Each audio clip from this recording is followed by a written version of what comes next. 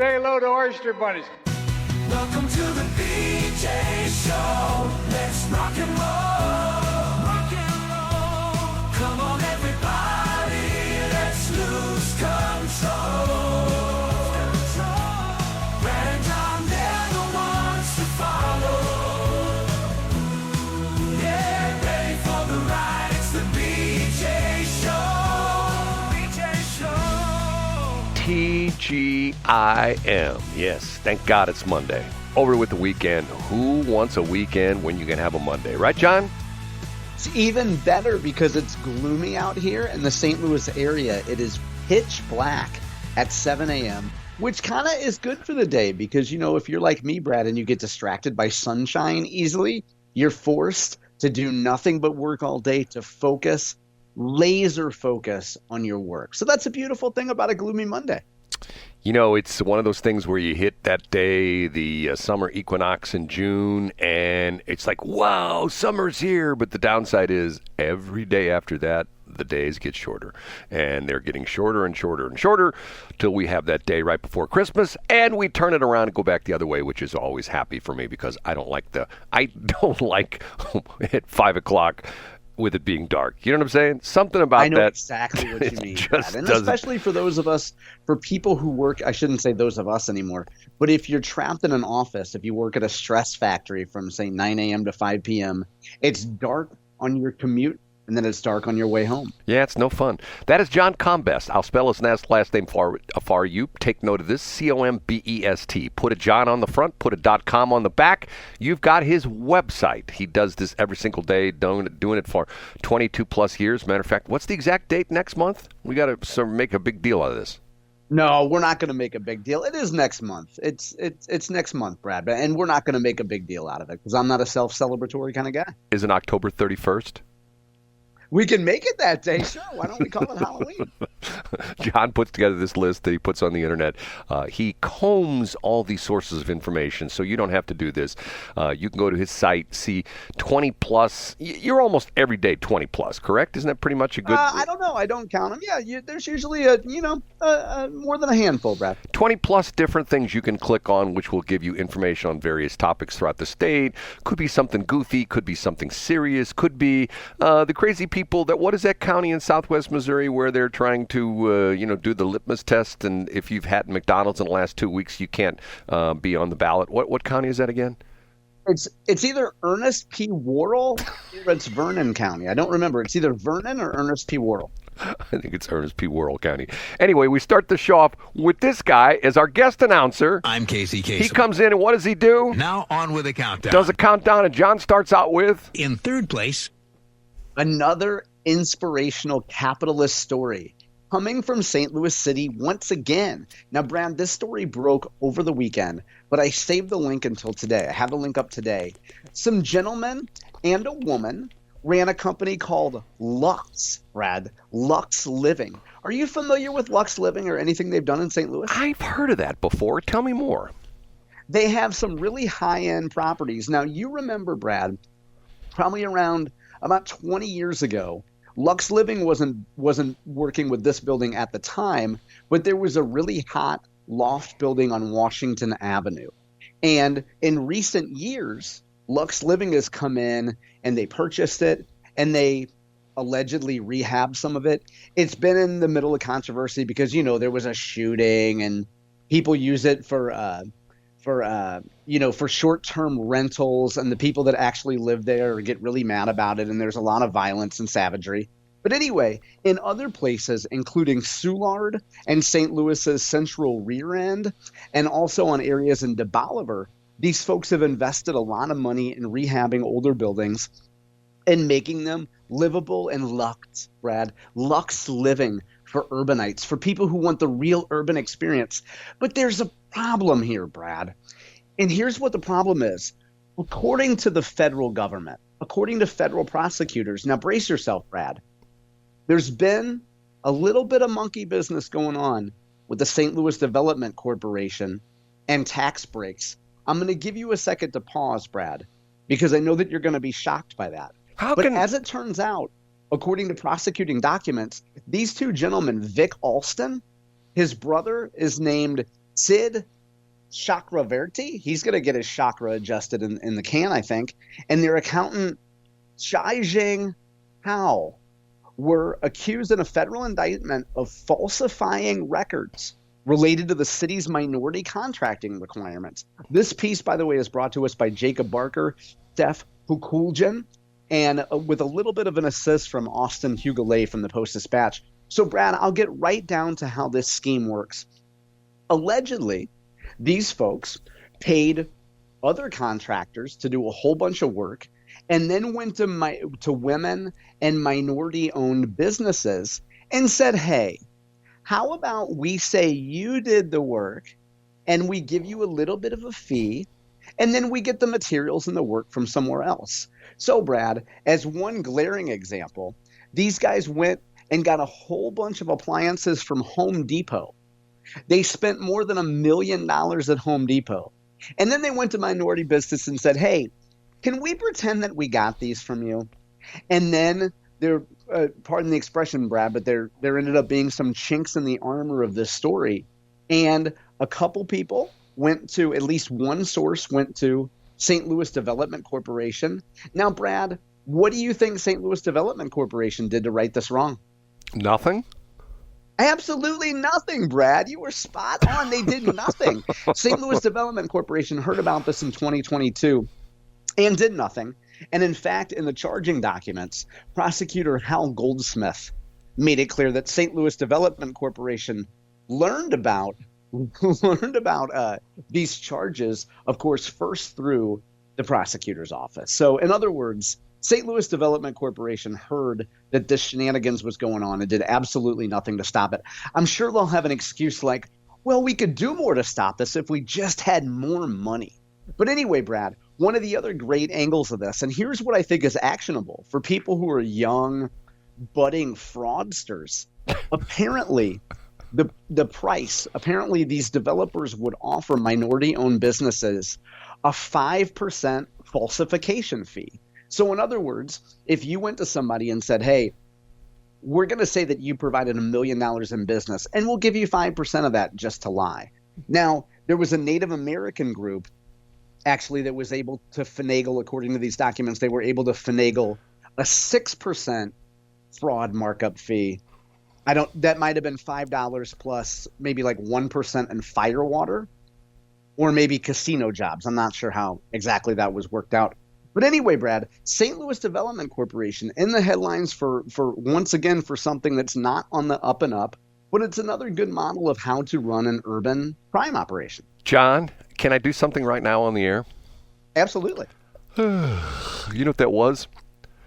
That was you not being surprised by this story. Yes, that was me yawning because I'm not going to betray any names, but I know two women, I don't think they do this anymore, who had WBE certified businesses. And I think that's women, what does it stand for? Women business, I don't know. It's women-owned business enterprises or something to that effect. WBE, okay. And one of them, very upstanding citizen, was approached many times by this, not by these guys, but, and this is going back 5 or 10 years ago, and said, not doing that. And the other one said, why could I not do it? Because of the fact that this was construction work. I did show up on the job site a couple times. You know what I mean? It's like, so now, and the other crazy part of this is how many times and once again, I'm not indicting my brethren man dudes out there, but I know of at least, right off the top of my head, 2 or 3 guys I know who are in the construction trade that work for their wives, if you know what I'm saying. I know exactly what you mean. Yep. So the woman is used as a pawn, or she's used as a front, and then the men do the real work. Right. The woman, the wife, are in one case, I know a deal with the girlfriend. He better keep giving her roses, otherwise he's going to be in trouble. But the woman owns, and once again, ladies out there, I'm not indicting you because there are a lot of legit women business owners out there. Man, I go to chamber meetings and it's to the point where the number of women business owners outnumbers the men there, you know? But once again, this is one of those crazy things. This is can I put this under the law of unintended consequences? Absolutely, Brad, that fits. Where the law is supposed to get business to minorities and women and things like that, and it doesn't quite work. It just, there's always somebody who's going to do a workaround on it and stuff like that. But and so the other thing I would point out too is this doesn't seem on the surface like an overtly political story. But if I was involved in city politics and I was running for alderman or mayor, I would probably look at some of these folks and think, I wonder who these gentlemen gave campaign contributions to, Brad. Okay. Do you think maybe these guys wrote a check or two here and there? Well, probably. The Post-Dispatch? Go ahead, Brad. Probably did, but there's one other question. And when you mentioned Lux, Lux, weren't they in the news within the last couple of years for some of the projects they did, which like the elevators didn't work or something like that? Or am I? Yes, Brad, you're exactly right. So that goes back to that property that's on Wash Ave that were really nice upscale lofts like 20 years ago. You're exactly right, Brad. These folks who live there have been complaining that maintenance isn't done. And in fact, one of the things that was mentioned in the Post-Dispatch story is a lot of these residents say that these developers have gone into Yelp and other places and squashed negative reviews, like have been really petty about that. But you're right, Brad. There's been a ton of complaints about how shoddy the maintenance services are at these buildings. And I think they've been cited a couple times because of fire alarm systems didn't work and stuff like that. Wasn't that? You're exactly right. Yeah. And when you have like these Airbnb situations where you can just have these monster parties. But when you think about the politicians, I imagine that if I was running in the city, I would look at who these guys have given money to. The Post-Dispatch has a picture of a ribbon cutting with former Mayor. Let me try that again. Former Mayor Lyda Crewson at a ribbon cutting. There used to be an alderman named Jack Coder. He's standing there looking like a ginger Buddha. So you know that these guys have given a ton of money to politicians, and you just wonder who those politicians are, Brad. Well, we knew who three of them were with the situation with the three of them that just got out of prison, who were doing the thing with the guys who were on the convenience stores. Remember that whole? I do remember that, and it just goes to show, Brad, if you are surprised by any of this, as your reaction told, Brad, if you're surprised by any of this, you just haven't been paying attention. If you expect a minority business enterprise to be on the up and up, you get what you deserve. That's John Combest, not me. Okay, here's number two. Here's number two. Up a notch to number 2. From our friends in Southwest Missouri, Garrett Bowles show down at KWTO. He had the Missouri Republican Party political director, a gentleman named Chandler Haynes, on. And Brad, Chandler was speaking right to you. He was singing book and verse from chapter and verse, I guess I should say, from the Brad Hildebrand School of Party Unity. And Chandler's message, of course, he's a unity guy. He's a Missouri Republican Party guy. Chandler's takeaway message, I think, from his interview was, hey, your candidate for governor might have lost in the Republican primary. Your candidate for state treasurer might have lost in the treasurer primary. We are one party. We need to come together. And I think Chandler's most compelling message was this, Brad. He said, you're never going to get everything you want from your Republican Party. And in fact, Chandler used the phrase, he said, you know what? Sometimes Republicans suck. Sometimes they're going to let you down. But you know what? You are definitely not going to get anything you want from the Democratic Party. You're not going to get it from Kamala Harris. You're not going to get it from a hypothetical Crystal Quaid as governor. So let's come together. Let's work together in November and elect Republican candidates. So I have that link up today, Brad. Well, John, you get upset with me when I talked about this, but this comes back to the situation where the Republicans, there's going to be, and you know it's going to happen. Just like I've made my prediction, Kamala Harris will be elected president in November, and Amendment 3 will pass in November, which will essentially throw out all the abortion bans, and Missouri will become an abortion state again. But it's because of the stupid Republicans, because they couldn't get on the same page, and I know you get mad at me every time I talk. Well, you don't get mad at me, but you always bring up the fact that I do this. They're so against abortion, all they had to do is go into a room and say, hey guys, you know what's going to happen?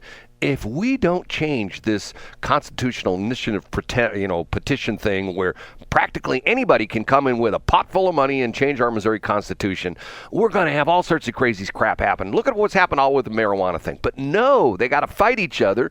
And because of that, guess what? All the Republicans who are all these wonderful Republicans are going to deal with the fact that abortion's going to be legal probably, next year? I don't know, how quick does that kick in? And let me say, I don't disagree with that. I don't mean to interrupt, Brad, but on that point, I don't disagree with you. You're right. There's so many examples where Republicans could have taken proactive, in giant quotes there, proactive steps, whether it's marijuana or other issues. They chose not to. They made their bed and now they lie in it. Yeah. Okay, last but not least. The number one. Boy, Brad, if you didn't hear enough about China in the Republican primary for governor, you can hear a little bit more about it. But this time, the talk about China is really productive and focused on legislative solutions.